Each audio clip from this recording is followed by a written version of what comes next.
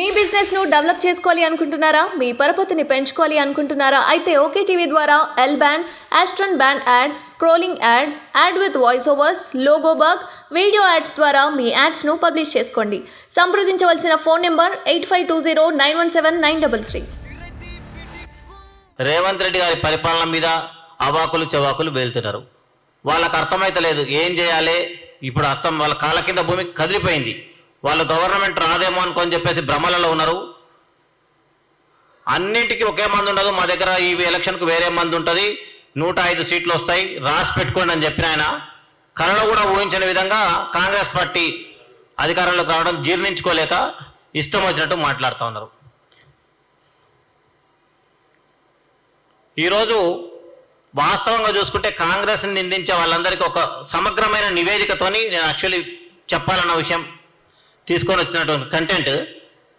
స్వతంత్రం వచ్చినప్పుడు ఏ గ్రామంలో కానీ ఏ ఊర్లో కానీ ఎక్కడ కూడా కరెంట్ కానీ విద్యా వ్యవస్థ కానీ వైద్య వ్యవస్థ కానీ రోడ్ సదుపాయం కానీ ఎలాంటి ఫెసిలిటీస్ లేకుండా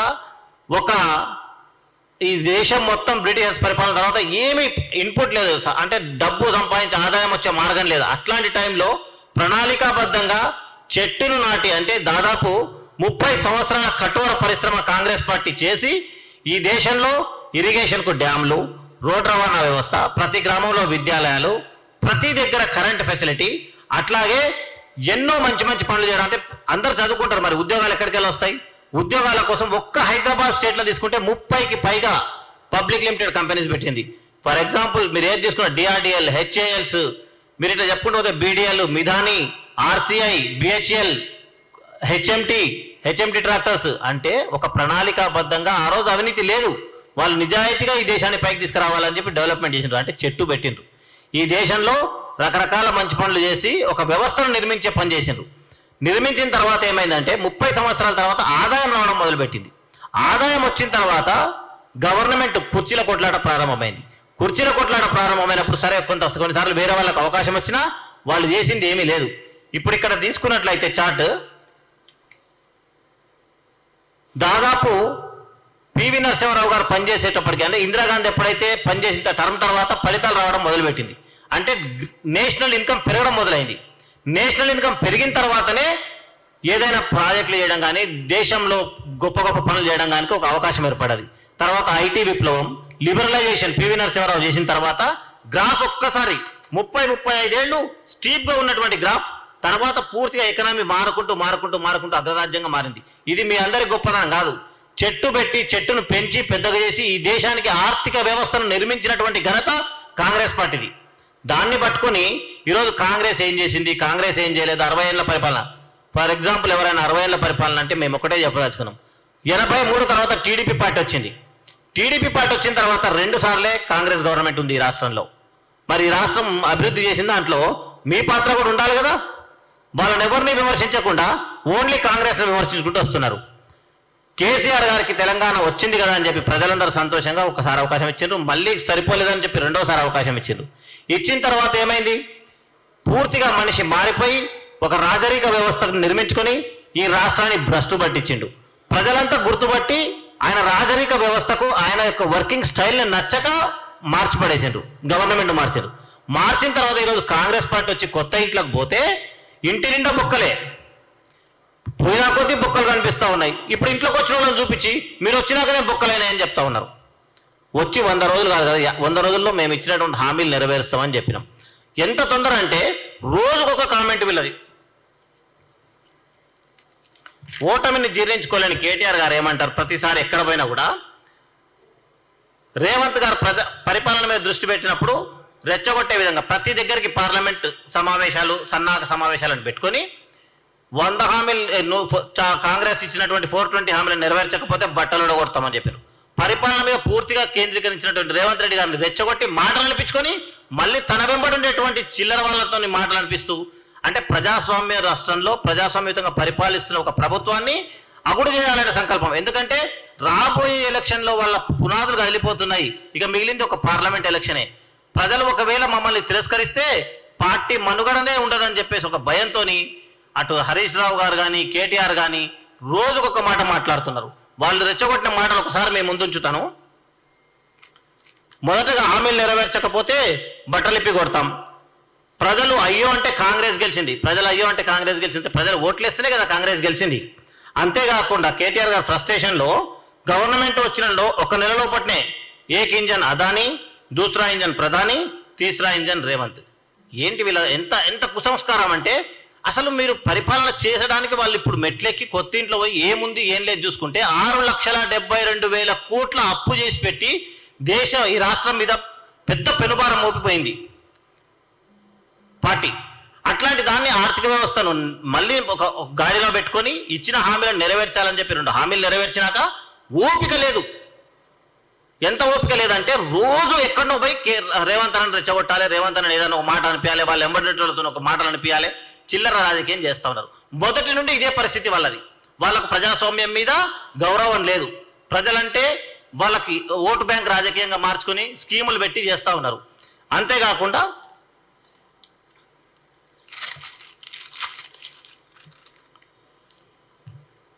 కేటీఆర్ గారు చాలా ఘోరమైన మాట అన్నారు. ఏమన్నారు? రేవంత్ రెడ్డిది ప్రజలు ఎన్నుకున్న ప్రభుత్వం కాదు, మేనేజ్మెంట్ కోటా అంట. మరి కేసీఆర్ గారు 2 సార్లు ముఖ్యమంత్రి అయినరు, ఏ కోటాలు అయినరు? ప్రజలు ఎన్నుకోకపోతే ఆయన డైరెక్ట్గా ప్రజల ఓట్లతోనైనా ఈ దేశంలో ఎమ్మెల్యేలే ముఖ్యమంత్రిని ఎన్నుకుంటారు.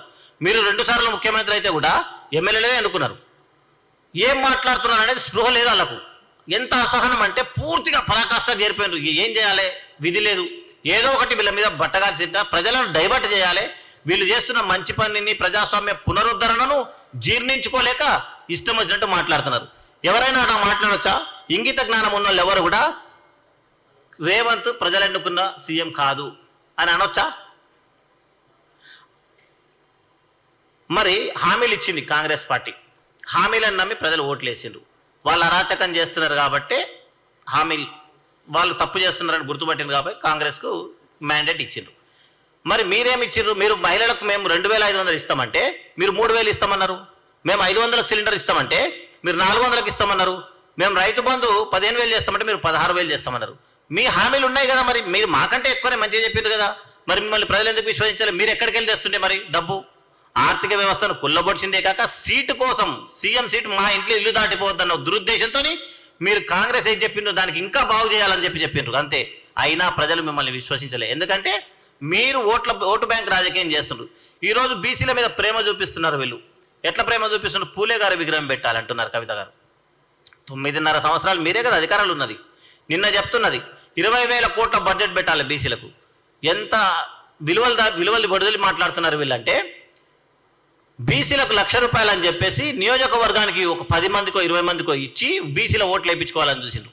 ప్రజలు మిమ్మల్ని తిరస్కరించిండ్రు. ఓపికగా మీరు మీ మంత్రం ఎక్కడ తప్పిపోయిందో, మీ ప్లాన్ ఎక్కడ మిస్ అయిందో, మీరు ఎట్లా ప్రజలకు దూరం అయినరో ఆలోచన చేయకుండా కొత్తవి వెతుక్కుంటారు. వచ్చి 15 రోజులు కాలే, వచ్చి ఒక 2 నెలలు కాలే, అప్పుడే కొత్తవి ప్రజల రేవంత్ రెడ్డి గారి ప్రభుత్వం మీద లేనిపోనివి మాట్లాడుకుంటూ తిరుగుతూ ఉన్నారు. మరి వాళ్ళు 9.5 సంవత్సరాలు పరిపాలన చేసినప్పుడు నిజంగానే బీసీలకు చేయగలిగితే చేయాలి కదా. వాళ్ళు ఏం చేయకుండా పైకెళ్ళి కొత్తవి ఇప్పుడిప్పుడే వచ్చిన ప్రభుత్వం మీద మీరు 20,000 బడ్జెట్ పెట్టాలి, మీరు పూలే విగ్రహం పెట్టాలి, నేను ధర్నా చేస్తానని చెప్తా ఉంది. మీ చిత్తశుద్ధి లేదనేది 100% అందరికి తెలుసు. మహిళలకు బిల్లు కావాలని చెప్పి పెట్టుకున్నారు. మహిళలకు నిజంగా మీరు చేయాలన్నప్పుడు పార్లమెంట్లో మీకు బీజేపీకి మంచి సయోధ్య ఉంది, సఖ్యత ఉంది. మరి మీరు చేయలే. అప్పుడు ఇప్పుడెందుకు మాట్లాడుతున్నారు ఇవన్నీ? వచ్చే పార్లమెంట్ ఎన్నికల్లో లబ్ధి పొందడం కోసం మీరు మాట్లాడుతున్నారు. స్పష్టం. ఇది రాసి పెట్టుకోండి. జాతీయ పార్టీ ఎలక్షన్ అంటే పార్లమెంట్ సభ్యులకు జరిగేటువంటి ఎలక్షన్లో ప్రాంతీయ పార్టీకి ఓటేసే విధానం పోవాలి. ప్రాంతీయ పార్టీకి ఎందుకు ఓట్లు వేయకూడదంటే 1, 2, 3 సీట్లు మీరు గెలిస్తే వీళ్ళు చేసే అవినీతి పనులను జాతీయ పార్టీలను లొంగ తీసుకొని చేసే రాజకీయం వీళ్ళది. గతంలో మనం చూసినాం. తెలంగాణ ప్రజలందరికీ సుస్పష్టం. వీళ్ళు ఏం చేస్తున్నారు? వాళ్ళకుండే సీట్లతో బేరం పెట్టుకొని వాళ్ళు చేసే అవినీతిని కప్పిపుచ్చుకుంటున్నారు, మాయమాటలు చెప్పేసి ఎలదీస్తారు. మరి అది అవసరమా వాళ్ళకు ఓటేయడం? జాతీయ రాజకీయాల్లో పార్లమెంట్ సభ్యుల విషయంలో జాతీయ పార్టీలకు ఓటేసే విధానం ప్రారంభమైంది. ఇక మీకు వేసేది అనేది ఉండదు. ఆ ఫ్రస్ట్రేషన్ మనకు తెలిసినంత వాళ్ళకు కూడా తెలుసు కాబట్టే ఈరోజు వాళ్ళు ఇష్టం వచ్చినట్టు మాట్లాడుతూ ఉన్నారు. ఎట్లనన్నా చేసి మన పార్టీని నిలబెట్టుకోవాలని చెప్పేసి కాంగ్రెస్ మీద లేనిపోనివి, లేకుంటే వీళ్ళు చేయలేరు, 420 హామీలు అని చెప్పేసి మాట్లాడుతూ ఉన్నారు. 100% వాళ్ళు చిత్తశుద్ధి ఉంటే ప్రజలు వాళ్ళకు మళ్ళీ కనీసం వాళ్ళ పునరాలోచన చేసుకొని ముందుకు పోయేవారు. అలా పోకుండా ఏదో ఒకటి అనాలి కాబట్టి రోజు ఒక దగ్గర తిరుక్కుంటూ కాంగ్రెస్ని బ్లేమ్ చేసే పని, రేవంత్ గారిని రెచ్చగొట్టే పని చేస్తూ ఉన్నారు. ఇది కరెక్ట్ కాదు. వాళ్ళ కుటుంబ సభ్యులు తప్ప ఎవరు మాట్లాడట్లే. ఈరోజు టీఆర్ఎస్లో ఉన్న ప్రతి వ్యక్తి కూడా వీళ్ళు మమ్మల్ని మోసం చేసిండ్రు, వీళ్ళు మమ్మల్ని చీట్ చేసిండ్రు, ఎవరో కొంతమంది వాళ్ళ వెంటుండేటో లేదన్నా మాట్లాడితే మాట్లాడచ్చు. కానీ టీఆర్ఎస్ పార్టీలో ఉండేటువంటి నాయకులు 100% వాళ్ళ ఆత్మగౌరవం దెబ్బతిన్నది, ఈ పార్టీలో ఎందుకుగానో ఉంటున్నామా అని చెప్పేసి ఫీల్ అవుతా ఉన్నారు. మేము చాలా మందిని ఎరుగుదాము, చాలా మందితో మాట్లాడినాం. ఇప్పుడు అట్లాంటి సందర్భంలో వాళ్ళు ఆ ఇంట్లో ఉండేటువంటి నలుగురు తప్ప ఎవరు మాట్లాడేది లేదు. వాళ్ళే ఏదో మాట్లాడుకొని ఊహించుకొని కాళ్ళ కింద భూమి జారిపోతుంది కాబట్టి ఇష్టం వచ్చినట్టు కామెంట్ చేస్తూ ఉన్నారు.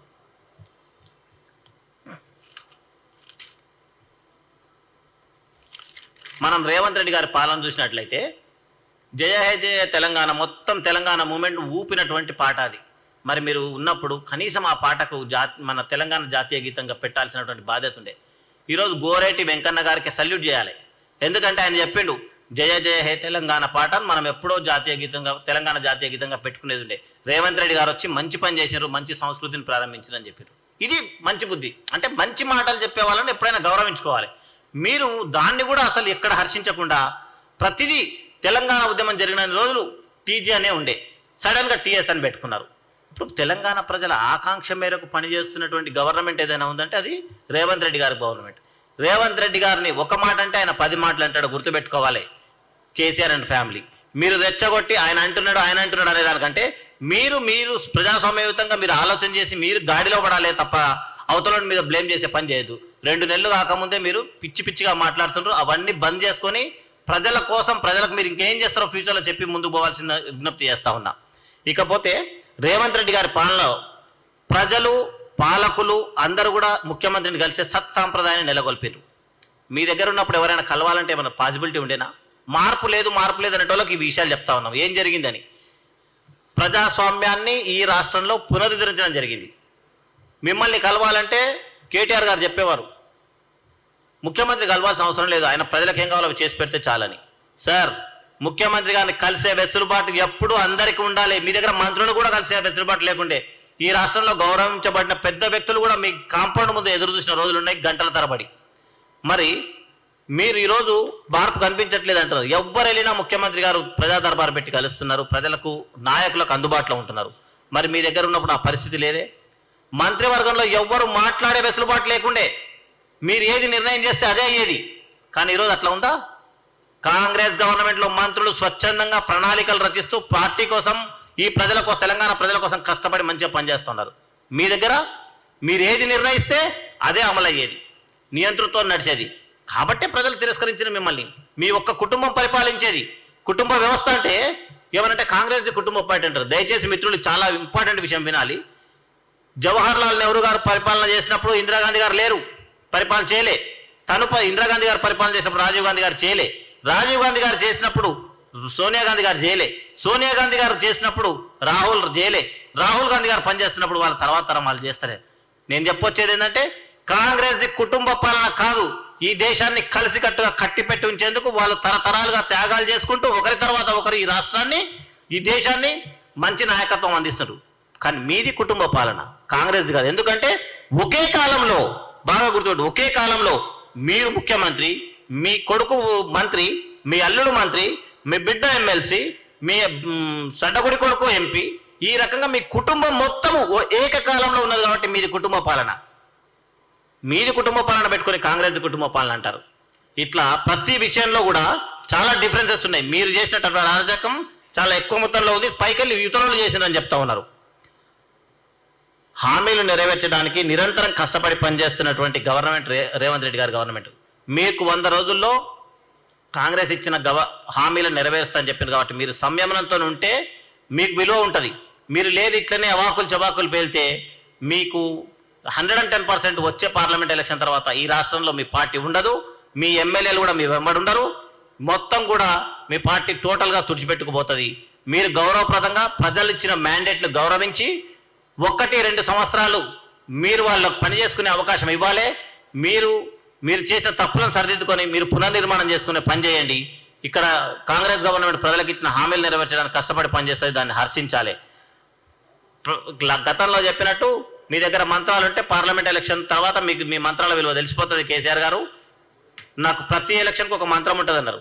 ఇప్పుడు రాబోయేది పార్లమెంట్ ఎలక్షన్, మీ మంత్రం ఒకసారి రేవంత్ రెడ్డి గారి దగ్గర ఫెయిల్ అయిపోయింది. రేవంత్ రెడ్డి గారిని కొట్టేటువంటి మంత్రం ఇంకా పుట్టలే. రేవంత్ రెడ్డి గారు ధైర్యం, నిజాయితీ, మాటకు మాట అనే తత్వం, ధీశాలిగా యుద్ధం చేసి మీతో పోరాడి తెలంగాణలో మళ్ళీ ప్రజాస్వామ్యాన్ని పునరుద్ధరించింది. కాబట్టి మీరు అతన్ని ఎదుర్కొనాలంటే మీరు మంత్రం దేవులాడుకోవడానికి తప్పకుండా వెళ్ళి తపస్సు చేసుకోండి. తెలంగాణ ప్రజలను ప్రజాస్వామ్యయుతంగా నడుపుతున్న రేవంత్ రెడ్డి గవర్నమెంట్ మీద అవాకులు చవాకులు పెనటం మాని మీ పని మీరు చేసుకోవాల్సిందిగా విజ్ఞప్తి చేస్తాం. లేదు కాదు మీ వెంట ఉన్న వాళ్ళతో రోజు రెచ్చగొట్టే మాటలు మాట్లాడతారంటే 1కి 100 మాటలు తప్పకుండా మా పార్టీ నాయకులు కూడా మాట్లాడతారు.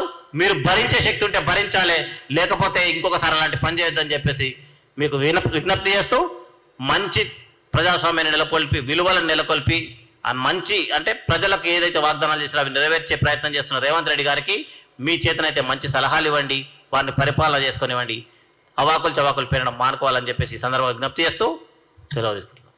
Thank you.